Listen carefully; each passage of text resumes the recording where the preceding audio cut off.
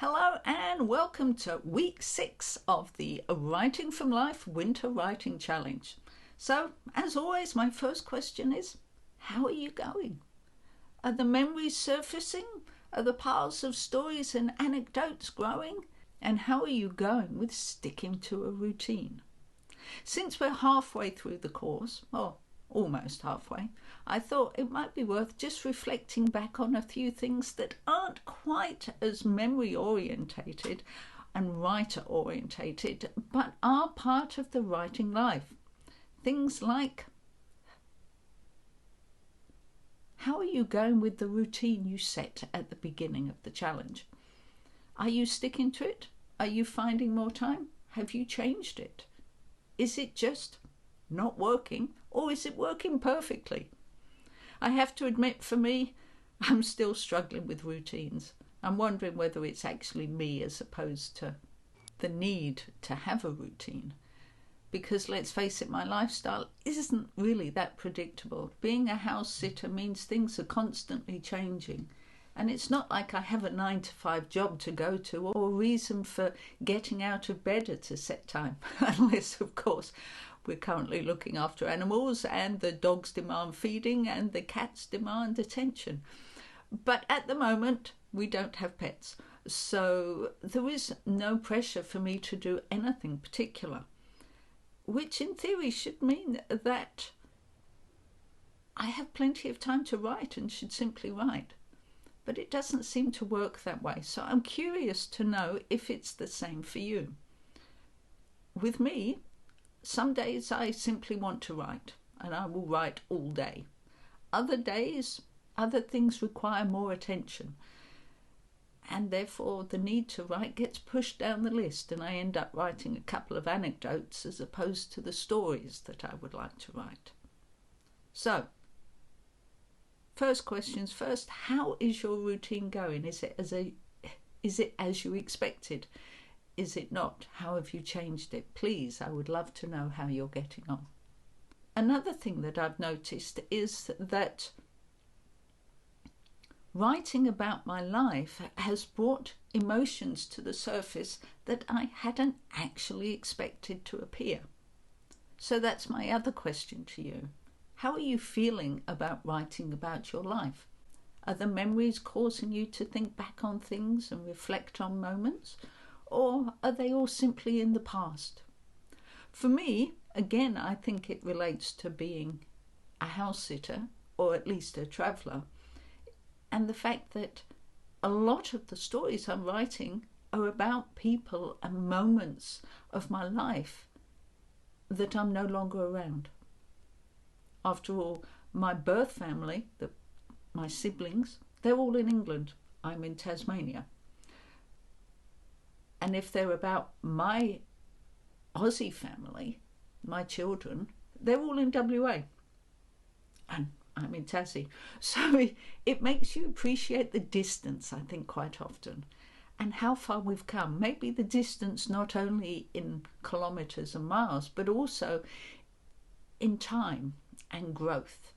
And how life has changed. So I would be, as I said, very curious to know how your emotions are about writing your life story. Have they increased your focus on wanting to write about your story? Or have they made you think, maybe I don't need to include quite so many stories, or maybe I'll just write it next year instead? Although hopefully part of what you're feeling is, yes, I've done it, I've started it, I've got some words on the page, I've recorded some stories. Because certainly for me, that's the way I'm feeling.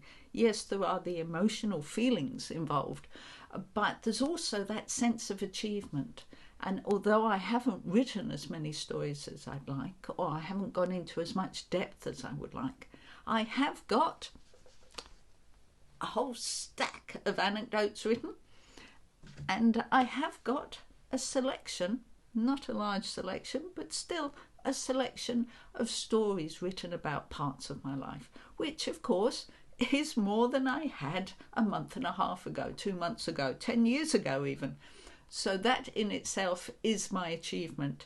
And although I am still writing the majority of it in the hours leading up to doing the video, hence the reason that I'm doing the video, to be accountable for what I'm doing. It just shows that at least that part I know about myself, if not the routine.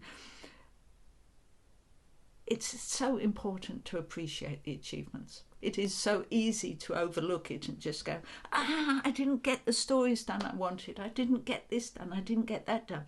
But in actual fact, as you might expect from the point of view of a writing coach, it is so important to appreciate what you have achieved. So this week, I would really like you to look back and see what you have achieved since you started writing this writing challenge.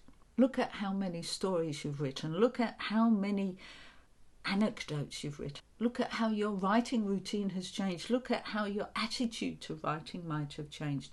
How you feel differently about your life. How you feel differently about your family and friends because you've written them. I mean, for example, have you been in contact with them more? Have you thought about them more? Have you appreciated the things they've done for you, you've done for them? Like I say, there are so many things that come out of writing about your life, or simply seriously reflecting on aspects of it. So that is the main thing for this week. I would really love you to look back and see what you've achieved, what you've learned, and the benefits that have come from being part of this winter writing challenge. And having said all that and given you the first part of the project, the second part of the project that I know you're looking forward to is the writing prompt. So here we go. This week we're getting them from the Writing from Life autobiography writing prompts, available from my Etsy store, the writing store, which of course, as always, I will leave a link in the description too. So we're looking at the cards, and let's see which card we come up with. Okay, so we have this one, which is write about a time when you met up with family. Well, that seems rather logical, considering I've just been talking about emotional events and the distance and the importance of family. So write about a time when you met up with family. Now, of course, these days with the lockdown and isolation, that's happening less. So perhaps that also has to include when you've met up with your family online. We all hear about how many people are video conferencing, and it's certainly become more important these days. Other than that, the thought that comes most to mind is that the one time people most meet up, weddings and funerals. Then it comes down to births, then it comes to annual holidays, Christmases, Thanksgiving, if you're in America, other religious get-togethers, maybe Easter egg hunts, maybe birthdays, big birthdays, small birthdays, first birthdays. Although I have to admit that at this particular time, when we have such a lovely frosty day in Tasmania, my thoughts immediately go to Christmas, especially since I'm working on my Christmas products for the Etsy store. So I would automatically think of a Christmas get-together. I would think of maybe a Christmas tradition. It doesn't have to be what you did every year. It doesn't have to be a story about the whole of a Christmas day. For example, is there a Christmas tradition that everybody looks forward to that you've been doing forever, for donkey's years? Maybe there's a preparation for a Christmas day. I was the one as a child or a teenager in charge of making the Christmas wreaths. Maybe it's about going and picking a Christmas tree. Maybe it's about decorating a Christmas tree. On the other hand, like I say, it could be something totally different, like meeting up with family, friends that you haven't met for a long time. So maybe people on the other side of the world, or people in the same country that you don't get to see too often. Maybe it's You know how it goes. There are so many options. The time you got together could be planned, it could be a surprise, it could be one that you'd rather not go to, it could be one that you've been looking forward to for the last 5 years, it could be an event that included other people, it could be an event that was just a couple of people. Like I say, the options are huge, but that is the prompt. Write about a time when you met up with family. I still think that's rather unsettling. Obviously, the universe has picked that card for me because I miss my family today. Anyway, let's get back to the matter in hand. Of course, if you would like more than just the one prompt, don't forget there is the Tuesday weekly writing prompt.